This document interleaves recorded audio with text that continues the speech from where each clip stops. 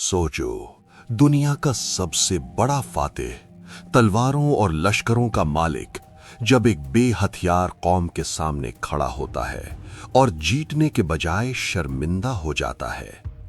ये कहानी सिर्फ सिकंदर की नहीं, ये कहानी इंसान के लालच की है। सिकंदर आजम और जंगली सरदार। सिकंदर आजम दुनिया को जीतने के पूरे जोश में अफ्रीका के एक घने और पुरस्रान जंगल में जा पहुंचा। वहां उसने एक अजीब लेकिन खूबसूरत कौम देखी, जो बिल्कुल सीधी सादी, अमन पसंद और जीरो टेंशन वाली जिंदगी जी रही थी। ये लोग छोटे छोटे घास फूस के झोंपड़ियों में रहते थे। न तलवार का शौक, न जंग का जुनून। लड़ाई झगड़े से इनका दूर दूर तक कोई रिश्ता नहीं था। दुनिया में क्या चल रहा है, कौन किसको मार रहा है, किसकी फौज किसके खेतों को तबाह कर रही है, इन सब से ये कौम बिल्कुल बेखबर थी।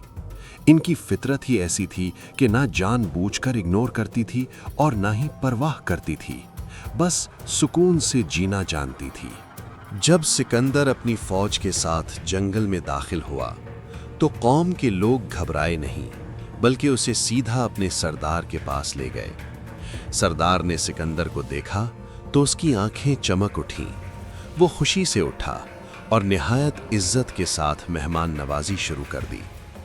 जब खाने का वक्त आया तो सिकंदर के सामने चांदी की थाली रखी गई, जिसमें चमकती हुई चांदी की रोटियां थीं। सरदार ने झुककर कहा, हुजूर आला, ये खाना गरीबों का है, आपकी शान के लायक नहीं, लेकिन हम पर रहम फरमाकर इसे कबूल फरमा लीजिए। सिकंदर का चेहरा हैरत से भर गया। उसने पूछा, क्या तुम लोग रोज ऐसी चांदी की रोटियां खाते हो?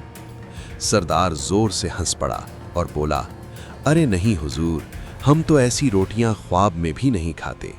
हमने तो सिर्फ ये सोचा कि जैसी गंदुम की रोटी हम खाते हैं, शायद वैसी ही आप भी मैसेडोनिया में खाते हों। अगर आपको सिर्फ रोटी ही पसंद होती तो इतना लंबा सफर करके दुनिया जीतने की क्या जरूरत थी? ये अल्फाज सिकंदर के कानों में बिजली बनकर गिरे। वो अंदर ही अंदर शर्मिंदा हो गया, कुछ कह न सका। कुछ देर बाद उसने आहिस्ता से कहा, मुझे दुनिया घूमने का शौक है, मुख्तलिफ कौमों के रस्मो रिवाज देखना चाहता हूं।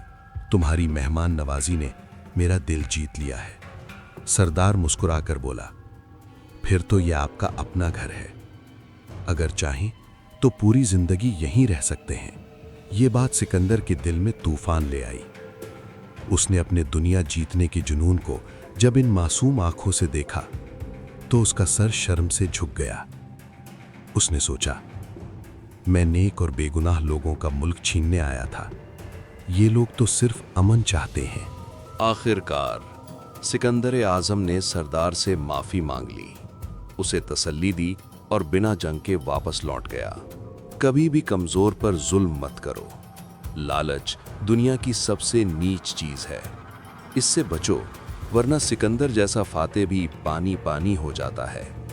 सिकंदर आजम ने दुनिया जीती थी, मगर उस दिन उसने अपने अंदर के लालच को हरा दिया। याद रखो, असल जीत मुल्क छीनने में नहीं, बल्कि जुल्म से रुक जाने में होती है, क्योंकि जो कमजोर को माफ कर दे वही असल में सबसे ज्यादा ताकतवर होता है।